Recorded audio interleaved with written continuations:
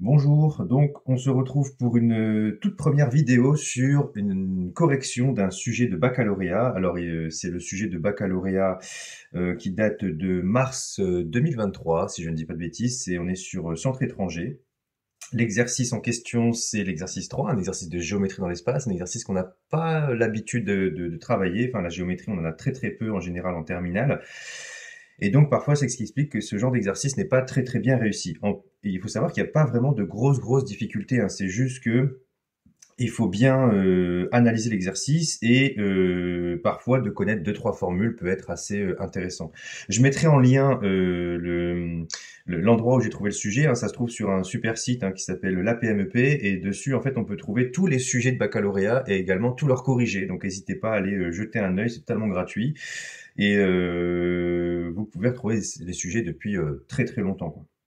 Donc, on va s'atteler justement à cet exercice de géométrie dans l'espace. Donc, je me suis pris un papier de brouillon, du matériel assez simple de géométrie, une calculatrice au cas où, mais bon, je ne pense pas qu'on en aura besoin. Quoique je vois des fractions, je me dis ça peut être bien, peut-être que ça va pas être des calculs toujours faciles, donc à vérifier.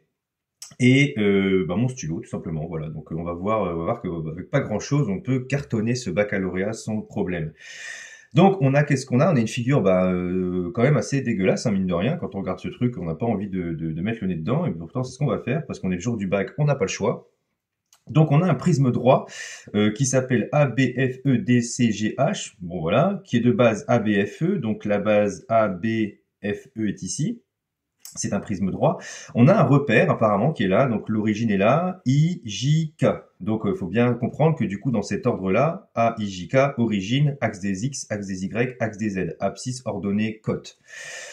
Et qu'est-ce qu'on a ici? On nous dit que I c'est un quart de AB. Ça veut dire que ici, la longueur que vous avez là fait un quart de AB et que ça correspondra à l'unité. Pareil pour un quart de AD et un huitième de AE. D'accord? Donc ça, il faut bien avoir ça en tête. De plus, on a BF qui vaut un demi de AE. Alors BF, c'est un demi de AE. Donc en fait, c'est la moitié, hein, du coup, tout simplement ici.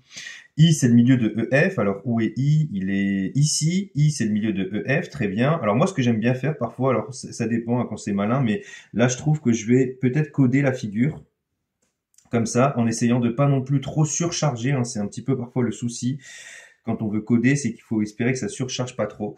Donc voilà, je code un petit peu la figure. Première question, donner les coordonnées des points I et J. Bon, on y va, hein, c'est tout simplement.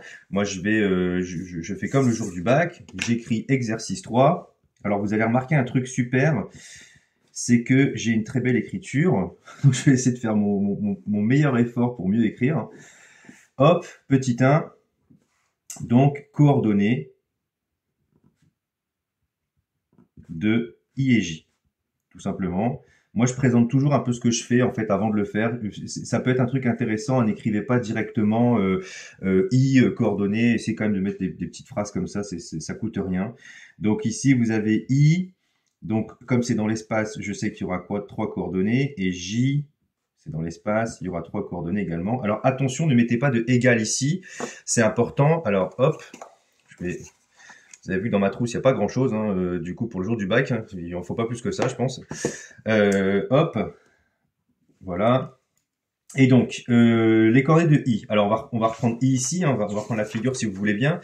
I, qu'est-ce que c'est? Alors, le point est là. Donc, on avance ici. On va se retrouver, si je dis pas de bêtises, on va devoir trouver de combien on avance en X, en Y et en Z. J'espère que ça paraît un peu clair. Et pour J, c'est pareil, hein. Pour J, il est où? J, il est là. Ah, J, c'est plus facile par contre. On va peut-être faire J en premier, parce que ça, c'est assez simple. Regardez, on avance de 0 en X, de 0 en Y. Par contre, on avance que de Z. Et comme on sait que c'est la moitié, bah en fait, ici, on est à 4. Je vous rappelle que là, c'était 1 et que c'est 1/8 de tout ça. Et comme on est à la moitié, bah du coup, là, vous allez vous retrouver à 4. Donc normalement, ici, les coordonnées que vous allez trouver, c'est 0, 0, 4. Pour I, il y a des coordonnées qui sont assez simples, si vous regardez bien. En Y, excusez-moi, donc sur l'axe des J, il y a 0, parce qu'on avance de 0. Maintenant, il faut trouver de combien on avance effectivement en X et en Y. Alors, c'est là où il faut être un peu malin, c'est qu'en fait, il faut idéalement, bon, je vais essayer de vous le dessiner pour qu'on voit un petit peu correctement, il faut réussir à comprendre, hop, à combien ça tombe ici et ici, la hauteur qui est là. D'accord? C'est en gros, c'est la longueur. En fait, il faut trouver la longueur qui est ici et la longueur qui est ici. Alors ici, on sent que c'est un demi. On le sent. Je pense que comme moi, vous devez peut-être sentir que ça fait un demi. On va essayer de le démontrer hein, quand même. Et ici, on va essayer de comprendre quelle longueur ça peut être. Alors pareil, on pourrait se dire que c'est un demi au niveau de ce côté-là. Ça coupe à la moitié là. Donc ça serait du coup 4 plus 2, donc ça ferait 6. Moi, je pense que ça serait bien de le démontrer. Peut-être que je le ferai dans une autre vidéo. Alors pourquoi je le fais pas ici? Parce que c'est marqué donner les coordonnées. Alors il faut savoir qu'une question où c'est marqué donner les coordonnées, donc je vais indiquer 2 et 6 ici quand même, 2 et 6.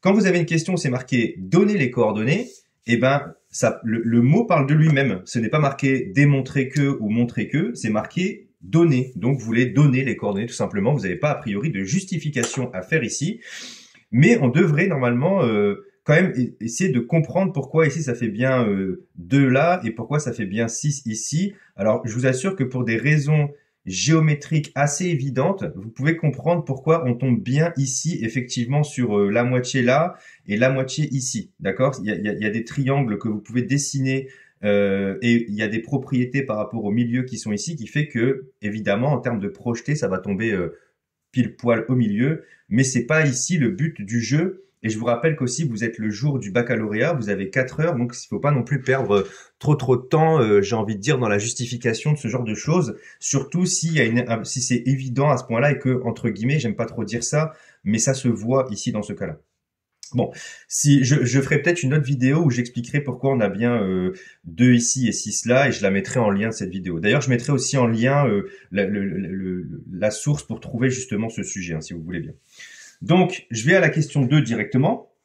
La question 2 directement, on me dit quoi? On me dit qu'il y a un vecteur normal n de coordonnées -1, 1, 1 et montrer que le vecteur n est normal au plan I, G, J. Alors là, on commence à plus rien voir si on commence à mettre des trucs partout. Donc I, G, J, où est-ce qu'il est? Il est là. I, G et J, il faut le trouver, il est ici. Donc c'est le plan qui est là, vous voyez? C'est le plan qui est ici. Je vais essayer de... Alors j'ai toujours peur de faire des hachures comme ça parce que je me dis au bout d'un moment, vous allez voir qu'on va plus voir grand-chose.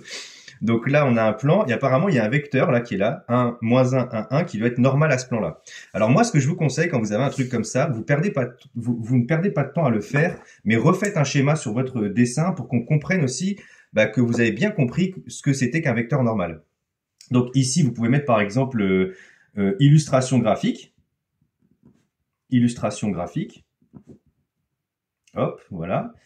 Vous faites votre petit plan IGJ, vous n'êtes même pas obligé de le respecter comme c'est fait dans le dessin, honnêtement. Vous pouvez vous amuser à faire ça. Vous pouvez faire un plan comme ça, hein, vraiment une représentation graphique assez simple, celle que peut-être vous avez déjà vue dans vos cours.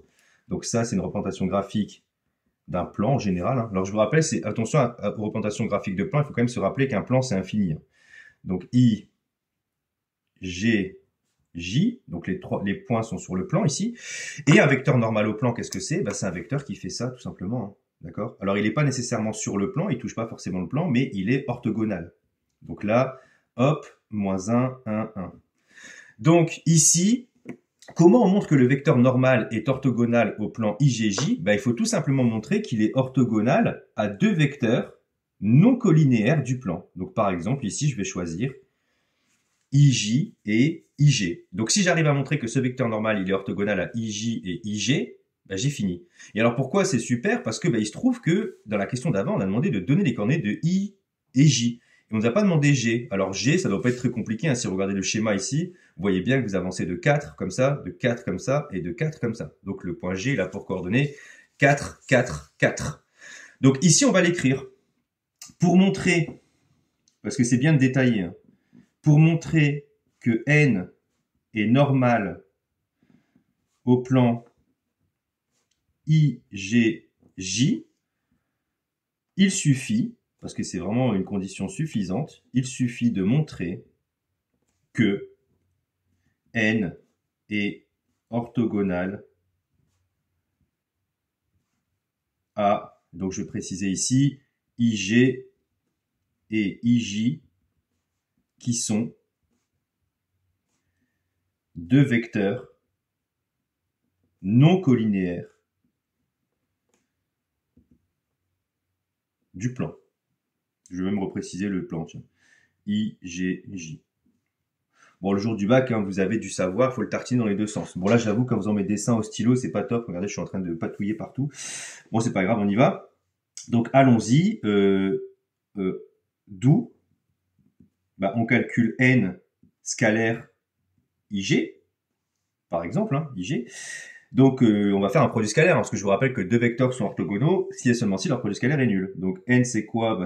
Ces coordonnées de n, c'est -1, 1, 1. Et c'est quoi les coordonnées de ig? Bon, on va le faire une fois ici pour montrer au correcteur qu'on sait bien le faire.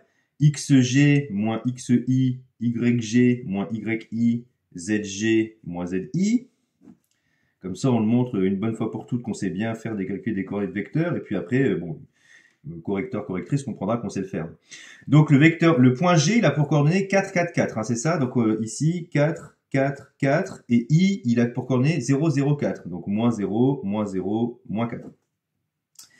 Ce qui me donne donc moins 1, 1, 1 fois 4, 4, 0. Donc si vous calculez le produit scalaire, ça fera moins 1 fois 4, plus 1 fois 4, plus 1 fois 0. Je rappelle que c'est ça fois ça, plus ça fois ça, plus ça fois ça, ça fait 0. Donc c'est bien orthogonal. Et on fait pareil avec n, je laisserai un petit peu de place peut-être comme ça. Ah bah non, vu que je vais gagner quelques lignes, je pense. Donc n scalaire ij, ça va donc être moins 1, 1, 1, scalaire.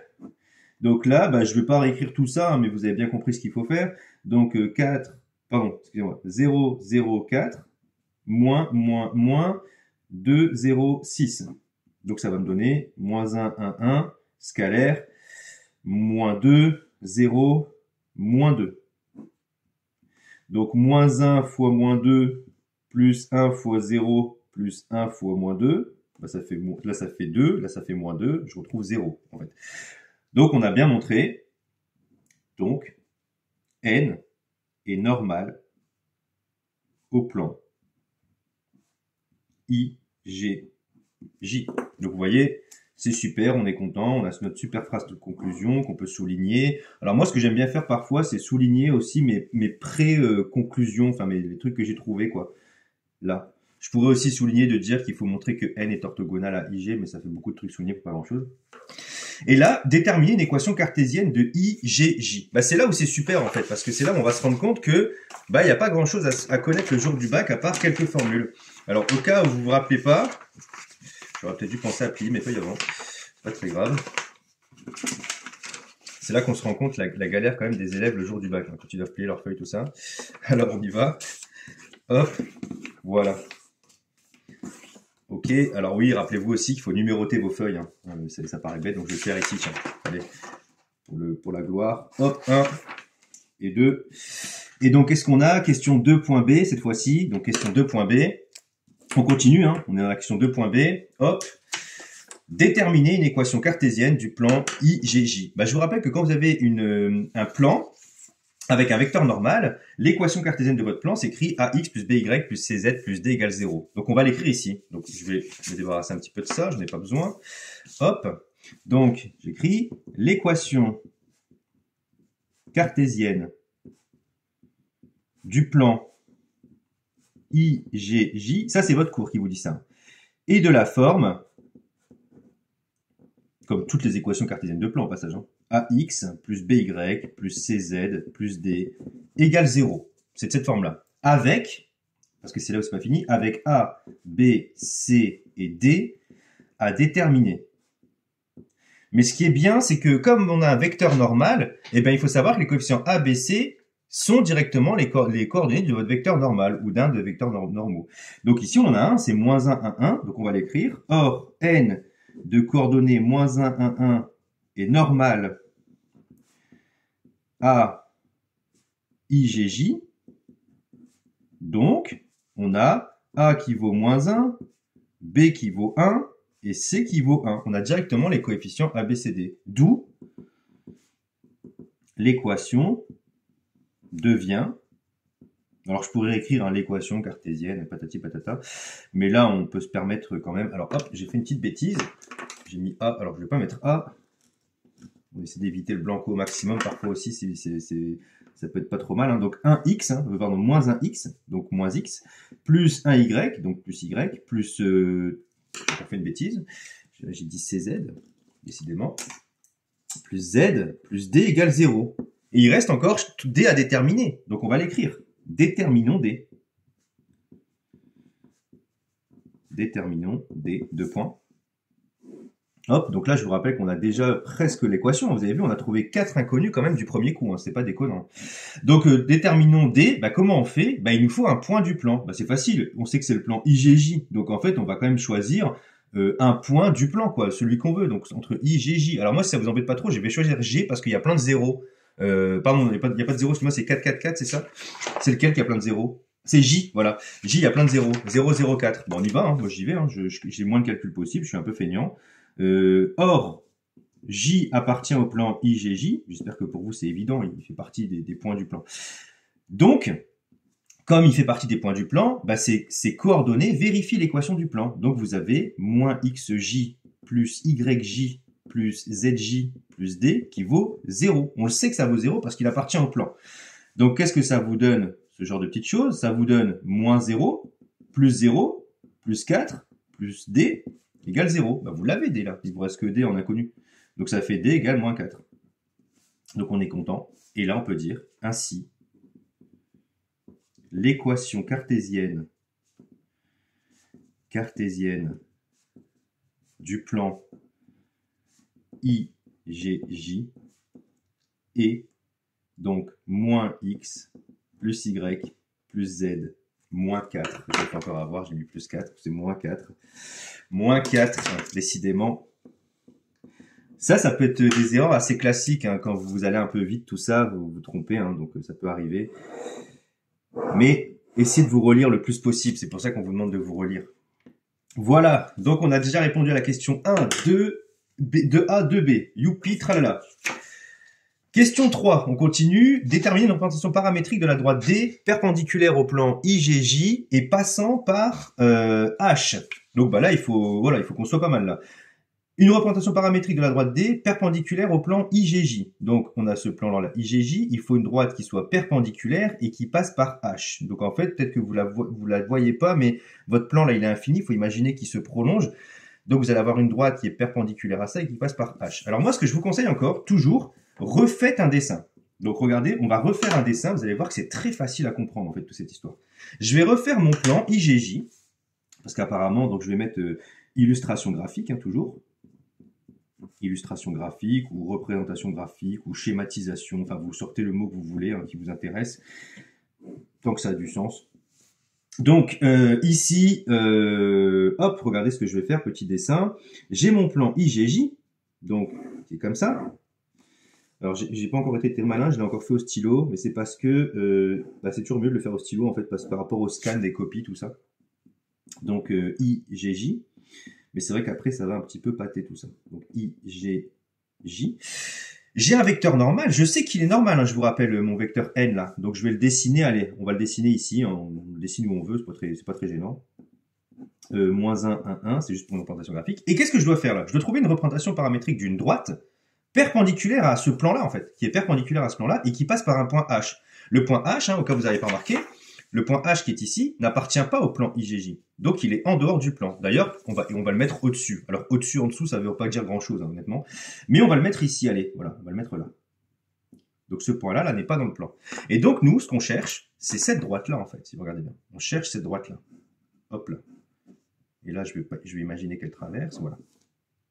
On cherche exactement cette droite-là, là. La droite D qui est ici. Donc, ils l'ont appelée D. On cherche la droite D qui est ici. Bon, comment on fait pour trouver l'équation paramétrique de cette droite? Alors, ici, je rappelle qu'un vecteur normal, c'est aussi orthogonal. Hein.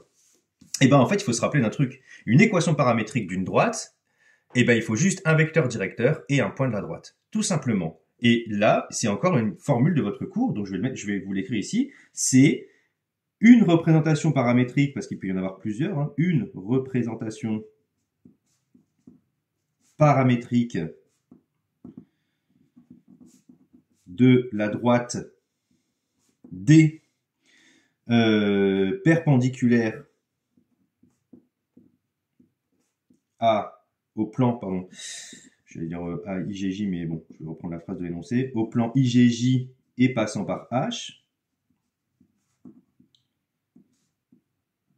et deux points. Donc je vous rappelle qu'en fait, votre cours vous dit que ça s'écrit comme ça, X, Y, Z. Vous devez mettre le vecteur directeur ici, mais vous remarquez un truc, c'est que le vecteur normal du plan, en fait, bah, c'est un vecteur directeur de la droite D, tout simplement. Donc ici, on peut l'indiquer juste à côté de notre illustration graphique. Le vecteur normal, le vecteur n moins 1, 1, 1, est un vecteur directeur de la droite D. Tout simplement. Tout simplement. Et donc ici, bah, vous mettez les coordonnées du vecteur directeur. Donc c'est moins 1, 1, 1. Donc je vais quand même écrire moins 1, 1, 1. Et après, je vous rappelle qu'il faut multiplier par ce qu'on appelle le paramètre t. Et vous devez ajouter les coordonnées de votre point H, hein, le point par lequel passe votre droite. Donc le point H, c'est quoi ces coordonnées? On les a, les coordonnées du point H ou pas? Ah, on les a pas, donc on va peut-être remettre la petite figure pour imaginer où est-ce qu'il est. Donc le point H, pour rappel, hein, il est en 0 en X, donc 0. En Y, j'avance de 4. Et en Z, j'avance de 8. Donc ici, voilà les représentations graphiques de votre droite D. Donc je vais mettre ici D de points avec T appartenant à R. En fait, ce qu'il faut essayer de comprendre un petit peu ça. En fait, quand vous faites moins 1 fois T, 1 fois T, 1 fois T, en fait, vous prenez votre vecteur N, là, qui est ici, et c'est comme si vous le multipliez T fois par un paramètre. Donc, en fait, vous êtes en train d'agrandir ce vecteur, entre guillemets, hein, bien sûr, je vulgarise beaucoup, là. Mais en fait, quand vous faites T fois un vecteur, et que T se balade dans R, il faut imaginer que votre vecteur, il fait ça, en fait. Il est en train de parcourir tout l'espace, entre guillemets, mais dans une direction, quoi. Il fait, enfin, tout l'espace, excusez-moi. Juste ce vecteur-là va dans ce sens-là et dans ce sens-là, donc dans cette direction-là, finalement. Et quand vous mettez plus H, bah, en fait, vous translatez la droite que vous venez de créer en H. Donc, en fait, c'est un petit peu ce que dit cette formule-là. Bien sûr, je vulgarise, hein, ici, hein, c'est pour aller plus vite. Et là, je vais pas laisser écrire comme ça, 1 fois T, c'est pas très beau, on sait très bien. Donc, je vais essayer d'écrire ça un peu mieux. Ça va donc donner X égale moins T, bon, plus 0, c'est encore moins beau, Y égale T plus 4, et Z égale T plus 8. Et voilà, vous avez terminé cette question hyper difficile, hein. Vous avez vu comment c'est compliqué, hein, les mathématiques. Ah, j'ai oublié T appartenant à R. Ici. À chaque fois, je l'oublie, hein. Moi, c'est un abus, il faut que j'arrête de faire ça. Même quand je suis en classe, je l'oublie, donc je vais arrêter. Voilà, donc voilà, représentation paramétrique de la droite D, c'est ça, donc vous avez terminé. Voilà, donc la question 3, là, elle est finie. On continue, hein, on est à une vingtaine de minutes quand même de la vidéo, quoi, de ça, et on a quand même fait en 20 minutes 4 questions, mine de rien. Hein. Alors, en plus, moi je parle entre-temps, je parle beaucoup, donc voilà, mais sinon, vous avez vu que ça va quand même assez vite, hein, mine de rien, c'est pas très compliqué. Hein. Et là maintenant, qu'est-ce qu'on me dit? On me dit, tiens, alors, on note L, le projeté orthogonal du point H sur le plan IGJ. Donc vous avez vu, hein, le point H est là, son projeté orthogonal, il va se trouver, si vous imaginez que le plan se projette, il va se trouver quelque part par là, quoi. Montrez que les coordonnées des coordonnées de L sont 8 tiers, 4 tiers, 16 tiers. Bon, bah comment on va faire ça? Vous allez voir, alors là c'est encore facile, vous allez voir pourquoi. Je reprends mon dessin qui est ici. Vous voyez? C'est quoi le projeté orthogonal du point H sur le plan? Bah, vous avez bien compris, hein, c'est le point qui est ici. L, il est là. D'accord? Donc ici, on va devoir trouver l'intersection entre la droite D et le plan IGJ. Donc c'est juste ce qu'on va écrire ici. Bah, on écrit le point L et l'intersection, tout simplement, de la droite D et du plan IGJ. Donc, d'où, regardez comment c'est facile, ça aussi c'est une méthode très facile, c'est vraiment, c'est du pain béni quand on a un truc comme ça, vraiment, il n'y a rien de compliqué. L, c'est égal à D inter IGJ, l'intersection entre les deux, quoi. Qu'est-ce qu'on fait arriver là? Eh ben c'est facile, on réécrit les équations paramétriques de ma droite. Donc je les reprends parce que moi je les connais pas par cœur. Donc moins T, T plus 4, T plus 8. Moins T, T plus 4, T plus 8. Et on réécrit le plan également. Donc le plan, c'est les coordonnées paramétriques, c'est moins X plus Y plus Z. Donc moins X plus Y plus Z plus... c'est moins 4. Moins 4 égale 0. Égale 0. Donc moins 4 égale 0. Je me fais encore avoir. Ça, c'est le genre de truc où on peut du coup se tromper. Hein. Vous avez vu, si on se trompe dans des signes comme ça, là, c'est mal barré pour la suite. Hein. On va pas trouver les bonnes valeurs. Alors, j'explique un petit peu ce que j'ai fait ici. L, on a dit que L, c'était l'intersection entre D et IGJ, pardon. Parce que D, justement, c'est une droite perpendiculaire, là, à votre plan. Donc, il va directement, regardez le dessin, hein, il va directement vous donner le projeté, en fait, ici. Le H, il va directement donner le projeté, ici. Donc ça, c'est super. C'est-à-dire qu'en fait, il faut juste calculer l'intersection entre ça et ça. Pourquoi c'est facile? Parce que L, du coup, c'est le seul objet, si vous regardez bien, c'est le seul objet, L, qui est en même temps sur la droite et en même temps sur le plan. C'est le seul objet qui est en même temps et sur la droite et sur le plan. Donc ça veut dire que ces coordonnées vérifient en même temps les coordonnées de la droite et en même temps les coordonnées du plan. Donc en fait, ce que je devrais mettre ici, c'est pas vraiment X, Y, Z et ça, je devrais mettre XL, YL, ZL, et je devrais mettre ça ici. Et d'ailleurs, ça correspondra à un certain TL. Si vous regardez bien ici, il y aura qu'une certaine valeur de T, telle que le vecteur n, en fait, va se retrouver exactement au niveau, va faire en sorte que ça corresponde exactement au point L, ici. Donc ici, je devrais mettre des indices L partout. Alors si vous les mettez pas, c'est pas très grave, on vous en voudra pas. Hein. Mais il faut bien comprendre que là, ces deux équations, elles sont vérifiées pour un seul point. Et maintenant, une fois que j'ai ça, ben, en fait, il suffit juste de remarquer que les x, y, L qui sont là, c'est les mêmes que ceux-là. Donc en fait, vous pouvez les remplacer par leur expression là-dedans. Donc regardez ce que ça va donner. C'est pas du tout compliqué. Hein. Vous allez voir, c'est très très simple. Donc XL égale moins TL, YL égale TL plus 4, ZL égale TL plus 8. Et là, je remplace par ce que ça vaut. Donc, que vaut XL? Bah, ça vaut moins TL, mais il y a un moins devant. Donc, moins par moins, ça fait plus. Donc, vous avez TL. Là, YL, c'est TL plus 4. Donc, TL plus 4. Et ZL, ici, bah, c'est TL plus 8. Moins 4 égale 0. Donc si vous remarquez bien, ici, hein, je vais peut-être le faire avec un critérium peut-être pour voir, pour vous montrer un petit peu. Voilà, j'ai vidé ma trousse, hein, vous avez vu, très compliqué tout ça. Donc là, ici, c'était XL, là, ici, c'était YL, et là, ici, c'était ZL, tout simplement. Et là, pourquoi je suis content, moi, quand je vois ça? Effectivement, je suis très content quand je vois ça, tout simplement parce qu'il n'y a que du T en bas, là. Ici, il n'y a que du T. Donc, on va pouvoir résoudre ça en T. Voilà, tout simplement. Donc je vais laisser un peu de place. Hop, hop, hop, hop. Ma dernière ligne, si vous regardez bien, TL plus TL plus TL, 3TL. Vous avez vu, c'était compliqué. Hein. 4 plus 8, bon, je ne vais même pas le faire, regardez. 4 moins 4, 0. Et plus 8 égale 0. Et là, je réécris. Bon, je pensais que j'allais le résoudre directement, mais finalement, je vais le refaire en une ligne. On va détailler tout ça. TL plus 4 et ZL égale TL plus 8. Voilà. Et là, regardez, TL, c'est facile. Hein. 3TL plus 8, franchement, vous pouvez résoudre en TL. Là, il n'y a rien de compliqué. Hein. Donc, j'y vais. Là, je vais laisser de la place parce que cette fois-ci, je sais que je vais te donner directement la réponse. Donc, TL égale, je passe le 8. Alors, attention, hein, vous passez pas vraiment les choses. Hein. Vous faites moins 8 ici. Hein, donc, ça fait moins 8 divisé par 3. Et vous remplacez. XL égale, bah, vous avez trouvé TL, vous le remplacez dans X, Y, Z. Donc ça fait moins 8 tiers, ça fait 8 tiers. YL égale, alors là il faut quand même faire attention, on a moins 8 tiers, donc on met moins 8 tiers plus 4. Comment on fait moins 8 tiers plus 4? Vous avez un petit doute, c'est pas grave. On a notre super brouillon, on a peur de se tromper, c'est pas grave. Regardez, moins 8 tiers plus 4, comment je fais ça? Je dois mettre ça au même dénominateur, donc 8 tiers plus 4 fois 3 sur 3. Je vais volontairement doucement hein, pour que vous compreniez un petit peu la stratégie. Et moins 8 plus 12, ça fait, voilà, 4. Donc ici, je sais que ça va faire 4 tiers. D'accord? Et ZL, bah, si vous avez compris de la même manière, vous allez avoir du coup moins 8 tiers plus 8 et vous allez trouver 16 tiers ici. Voilà.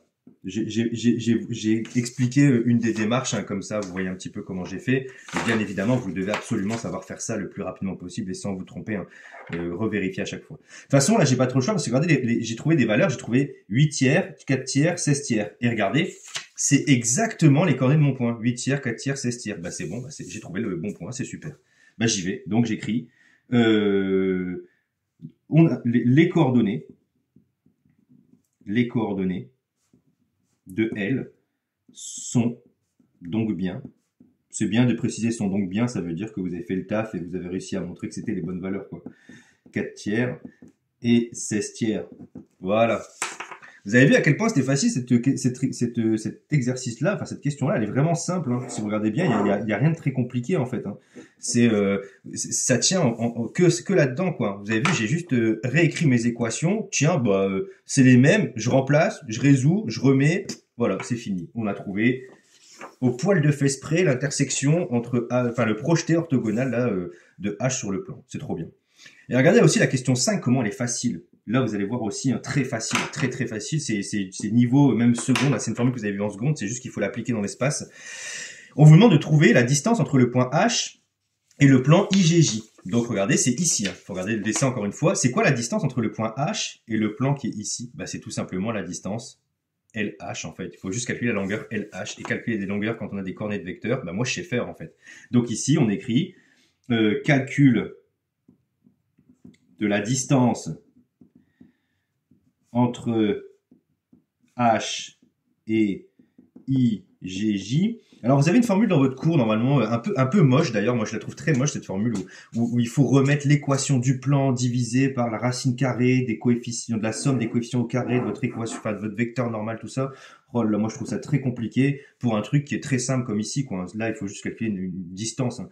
Donc je vais écrire que la distance entre le point H et le plan IGJ, ça s'écrit comme ça, hein, quand la distance entre un point et un objet, c'est égal tout simplement à la longueur LH, quoi. Et la longueur LH, c'est la norme du vecteur LH.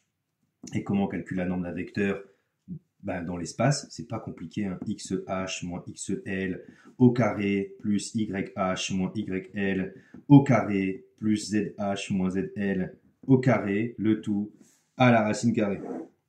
Et c'est juste un calcul, c'est embêtant parce qu'on sent qu'il va être chiant, il y a des fractions, tout ça. Mais bon, il y a pire dans la vie, honnêtement, comme difficulté. Donc ici, est-ce que je peux retrouver les coordonnées de mon point H, là où est-ce qu'il est mon point H, mon point H.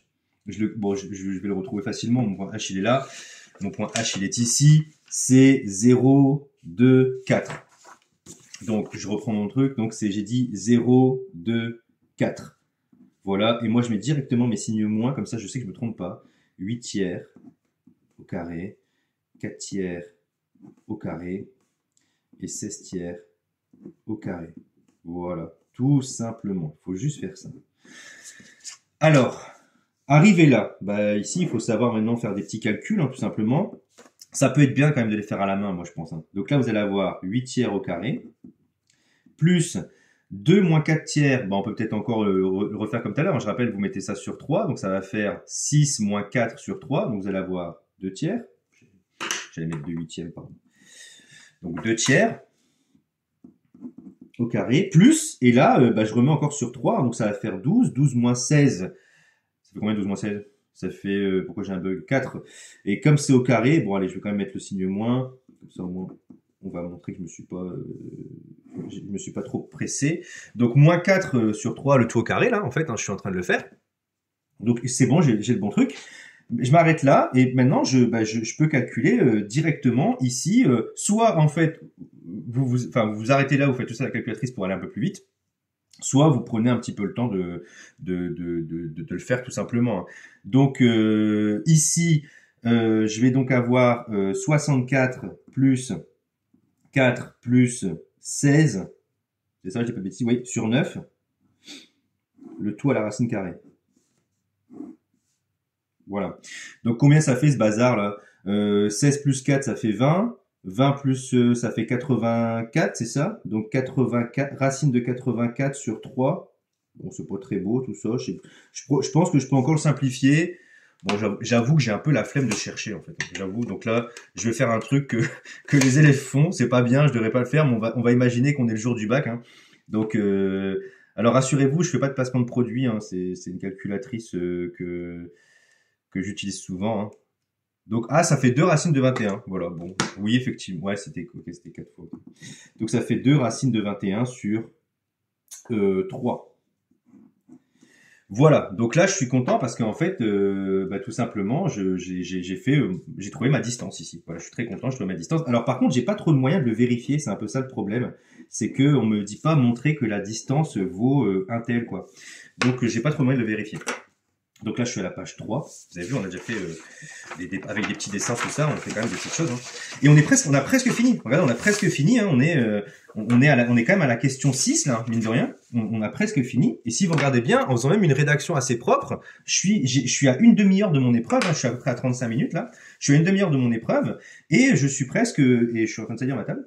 Et je suis presque à la fin. Voilà. Donc, je suis montré que le triangle IGJ est rectangle en I. Alors, où est-ce qu'il est, IGJ? On le voit, IGJ, là? IGJ. Purée, on aurait pu faire cette question sans faire la suite. C'est un truc de fou, ça. Regardez bien. Ici, pour montrer que c'est rectangle, un triangle, bon, bah, on va juste utiliser Pythagore, on va pas se prendre la tête, hein. Et donc, ici, on n'a pas besoin d'aller plus loin, quoi. Donc, alors vous allez voir que ça va être utile pour la question d'après, en fait. Donc, on va faire ça, hein. Montrons que IGJ, apparemment, est rectangle.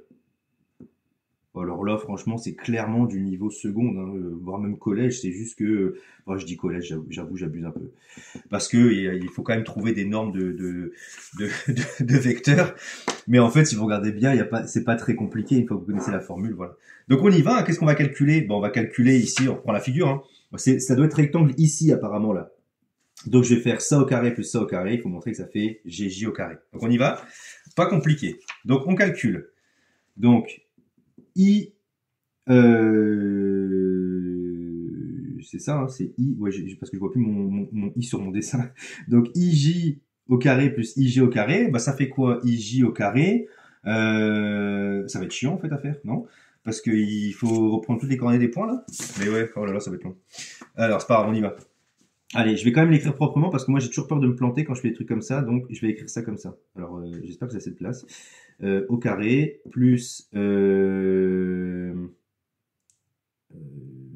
YJ moins YI au carré plus, ok j'ai pas de place, ZJ moins ZI au carré. C'est pas grave, je vais tricher un peu. Regardez ce que je vais faire. Je vais faire ça. Tant pis. Je triche un petit peu.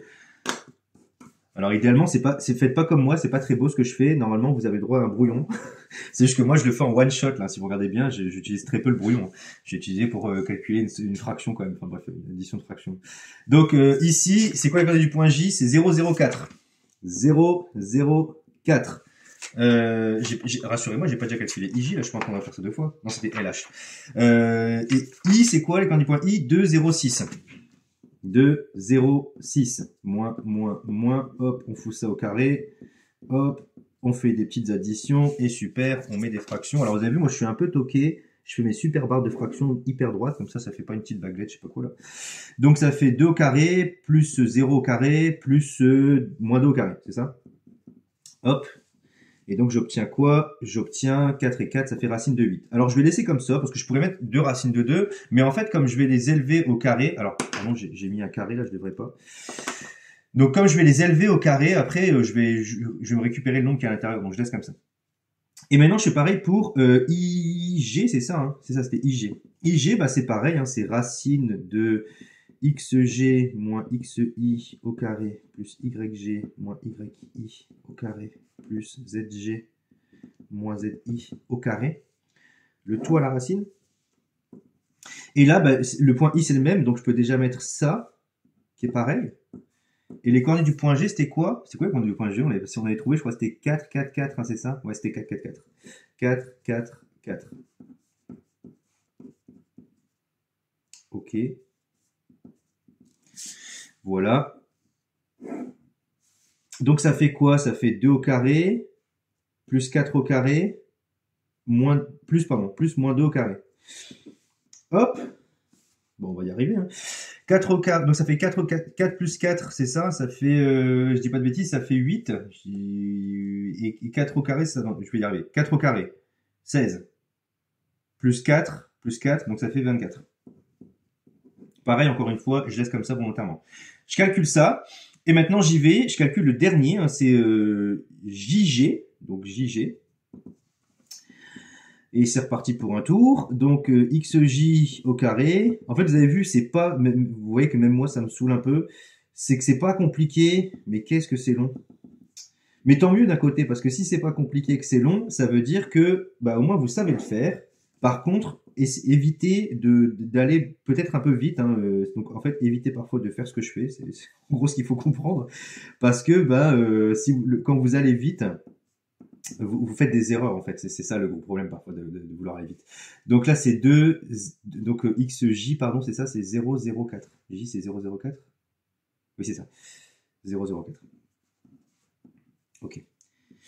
Donc ça me fait quoi ce truc? Ça fait 4 au carré, plus 4 au carré, plus 0 au carré. Apparemment c'est ça. J'ai oublié une racine ici. C'était pas l'égal qui me manquait, c'était une racine. C'est ça, hein, 16, et donc ça fait 16 plus 16. J'ai 2 égale n'importe quoi. 16 plus 16, ça fait 32. Et en fait, vous remarquez déjà que 8 plus 24, ça fait 32. Donc en fait, on a notre relation de Pythagore, on est content.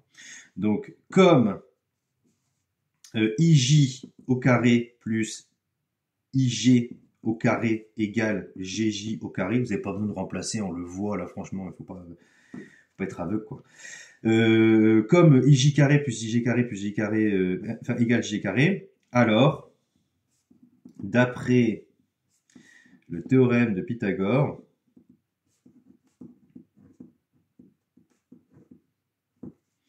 le triangle IGJ est rectangle en I. Voilà. Vous avez vu à quel point ça me saoulait. Donc, parce qu'en fait, vous voyez qu'il n'y a rien de compliqué, quoi. Honnêtement, là, c'est vraiment pas difficile, mais il faut y aller. Donc, voilà, ça m'a quand même pris un bon 5 minutes de faire ça, mine de rien, proprement. Donc, il faut le faire, quoi. Et dernière question, la 7e, et là, je suis à la fin de ma première copie. Si vous regardez bien, là, j'ai fait une copie double entière. Hein. Donc, je suis à la fin de ma première copie, et on va terminer l'exercice de géométrie. Parce que la dernière question, c'est quoi? C'est donc il y avait cette question, c'est en déduire le volume du tétraèdre IGJH. Donc IGJH, vous voyez qu'il est là-bas le point H en fait. Hein, donc c'est un tétraèdre un peu bizarre, honnêtement, il faut bien comprendre. Il est à base triangulaire comme ça. Et le point H, il est un peu derrière là. Il est un peu derrière ce tétraèdre. Alors moi, ce que je vous conseille quand vous avez un truc comme ça, c'est peut-être de refaire un dessin. Encore une fois, on va refaire une petite illustration graphique hein, ici. Question 7, regardez, illustration graphique. Illustration, je dis graphique, mais en fait, on pourrait peut-être dire géométrique, non? Bon, c'est pas très grave. Graphique, géométrique, on comprend. Donc, je vais peut-être me faire un petit peu le dessin. Alors, je vais volontairement pas le faire comme sur le schéma, mais c'est parce que c'est pas très grave, en fait. Vous allez voir pourquoi c'est pas très grave. C'est pas très grave du tout. Donc, on a I, G, J, c'est ça? Peut-être mettre le point J. Je vais peut-être quand même respecter un minimum l'ordre, comme ça au moins ça ressemblera un petit peu à la figure, quoi. J'ai un point H qui est ici, un petit peu derrière. Il faut imaginer qu'il est un peu derrière ce point-là. J'espère que vous voyez un petit peu qu'il est un petit peu derrière. Donc, comme il est un peu derrière, donc là normalement c'est un trait plein. Ça c'est pas un trait plein, il sera en pointillé. Je pense qu'on le verra pas. Voilà, c'est ça. Et ça on le voit. Voilà votre tétraèdre. Et donc, il y a une hauteur ici, là. Du coup, vous pouvez créer une hauteur. Ça veut dire que la hauteur, c'est ce qui doit tomber perpendiculairement au niveau de la base IGJ. Mais je vous rappelle que cette hauteur, si vous vous rappelez de ce qu'on avait fait juste avant ici, les points IGJ sont ici, votre point H est là, et en fait, du coup, le point L, c'est lui qui va faire la base de votre hauteur. Et donc ici, on peut imaginer que le point L, je vais le foutre là. Hop, ça descend perpendiculairement et là on est sur le plan IGJ. Et donc on vous rappelle, hein, parce qu'on se dit que peut-être vous l'avez oublié, ce qui peut être plus ou moins normal, j'en sais rien, mais le volume d'un tétraèdre c'est 1/3 de l'aire de la base fois la hauteur divisé par 2. C'est trop bien parce que la hauteur on l'a déjà, ça c'est la hauteur, et l'aire de la base c'est l'aire du triangle qui est ici. Mais alors pourquoi c'est génial de prendre ça? Parce que notre triangle, il est rectangle ici, et l'aire d'un triangle rectangle, c'est tout simplement, je vous rappelle que l'aire d'un triangle, c'est base fois hauteur divisé par 2, et là, votre base et votre hauteur, vous l'avez directement parce que c'est les côtés qui sont perpendiculaires. Voilà, c'est tout. Donc ici, qu'est-ce que vous pouvez dire pour finir cet exercice en beauté? Eh bien, vous réécrivez la formule qu'on vous donne. Moi, ils me l'écrivent comme ça, hein. Donc je l'écris comme ils me l'ont écrit. R de la base fois hauteur. Comme ils ont l'air de dire qu'on accepte d'écrire les choses comme ça, moi je le prends. R de la base fois la hauteur, et là vous pouvez dire directement que ça fait 1/3 fois. C'est quoi l'aire de votre triangle ici? C'est IG fois GJ sur 2, hein, base fois hauteur divisé par 2, je vous rappelle. Et la hauteur, c'est LH. Voilà. Et ici, vous pouvez, à partir du moment où vous codez votre figure, on a compris hein, que vous savez que c'était un triangle rectangle, que l'aire de la base, voilà, c'était ça. Pas besoin d'aller plus loin. Ici, et si vous avez fait ça juste avant, on comprend que vous avez quand même un petit niveau, mine de rien. Donc, 1 tiers, IG, c'est quoi? C'était racine de 24. Ouais, c'est ça, racine de 24. Fois JI, c'était racine de 8 sur 2. C'est ça. Et il me manque qui? Il me manque LH, c'est ça? Il me manque LH ici. Donc LH, il était où? LH, on va calculer où? Voilà, 2 racine de 21. 2 racine de 21 sur 3.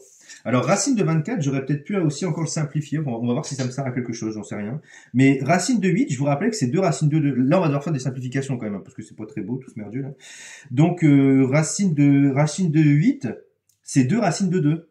C'est ça, hein? Ouais, racine de 8, c'est 2 racines de 2.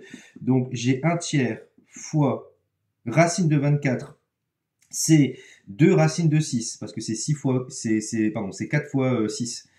Donc, sur 2, fois 2 racines de 2, et ça, c'est déjà simplifié. 2 racines de 21 sur 3. Bon, bah, ça, c'est un peu merdique, hein, c'est pas très beau, ça simplifie pas trop, je trouve, hein, je sais pas ce que vous en pensez, mais bon, moi je m'attendais à ce que ce soit un peu mieux que ça. Là, 3 fois 3, ça fera 9, bon, moi j'ai pas mieux que ça, moi je vais avoir 6 fois 2, ça fait 12, c'est ça, et 12 fois 21, 12 fois 21, 12 fois 21, alors attendez, je reprends ma calculatrice, je suis en train de le faire à côté, là, 12 fois 21, ça fait 252, bon, je l'avais pas, désolé, 252 sur 3, et il y a une racine ici. Voilà. Je sais pas, franchement, je suis pas sûr que je pense pas que ça va simplifier du coup, honnêtement. Ah si, ça fait 6 racines de 7, j'ai rien dit. Autant pour moi. 6 racines de 7 sur 3. Et 6 racines de 7 sur 3, donc ça nous donne 6 divisé par 3. Ouais, ça fait ça. 2 racines de 7. Et ben voilà, le volume de votre pyramide. C'est 2 racines de 7. Alors on s'en fout de l'unité, hein, c'est des centimètres cubes, des mètres cubes, j'en sais rien, on s'en fout. Donc vous avez vu, là ça m'a pris à peu près 45 minutes de faire tout ça. Donc on a fait l'exercice au complet, là, regardez, ça m'a pris une copie double complète pour faire ça, et on est sur tout ça, on a fait tout cet exercice-là en 45 minutes. Donc vous avez vu que c'est jouable, hein. Il faut avoir quand même les réflexes de dire ah ok là c'est vecteur normal, donc il me faut de l'équation cartésienne, tout ça. On vous donne parfois aussi ce qu'il faut trouver. Et parfois là par exemple calculer la distance du point H au plan IGJ, bah, il faut remarquer qu'on avait déjà fait son projeteur orthogonal. Et les dernières questions aussi, bah, réfléchir un petit peu en se disant bah en fait ouais on me donne le volume, il faut retrouver tout ça. Et c'est pas pour rien qu'on vous a demandé juste dans l'action juste avant montrer que le triangle IGJ est rectangle en I. D'ailleurs cette question-là elle est complètement indépendante au passage, on aurait pu la faire sans avoir rien avant quoi. Donc voilà pour cet exercice de sujet de bac. Encore une fois, rien de difficile. Le seul truc qui est compliqué dans un sujet de baccalauréat comme celui-là, c'est pas tant les questions qui sont dures, c'est juste qu'en fait on s'entraîne pas assez. En fait, on fait pas assez de géométrie. Tout simplement, je dirais même au collège et au lycée, à l'école en général, quoi. Et donc on perd, et le lycée notamment, et donc on perd ces aptitudes en géométrie. Mais entraînez-vous parce que vous avez vu que c'est pas très compliqué comme exercice. Hein. Honnêtement, là on est que sur des équations. Là, on est que sur du cours. Hein. Ça, c'est du cours, une équation cartésienne, une équation paramétrique, c'est du cours. Là, c'est du cours, le triangle rectangle. Franchement, la distance d'un point à un plan, bah, c'est du cours également. Ça, c'est du cours avec et en plus, on vous rappelle la formule. Et trouver des coordonnées, là, c'est pas très compliqué non plus. Je dirais pas que c'est du cours. Enfin, on vous montre en cours comment trouver des coordonnées de points, mais vous voyez que c'est pas très compliqué. Hein. Là, il y a juste une petite subtilité, même si c'est aussi une propriété du cours, mais pas vraiment une définition. C'est quand on dit qu'un vecteur est normal au plan, il faut montrer qu'il est normal à deux vecteurs non collinéaires de ce plan. Voilà, donc pour cet exercice 3 donc de centre étranger 2023.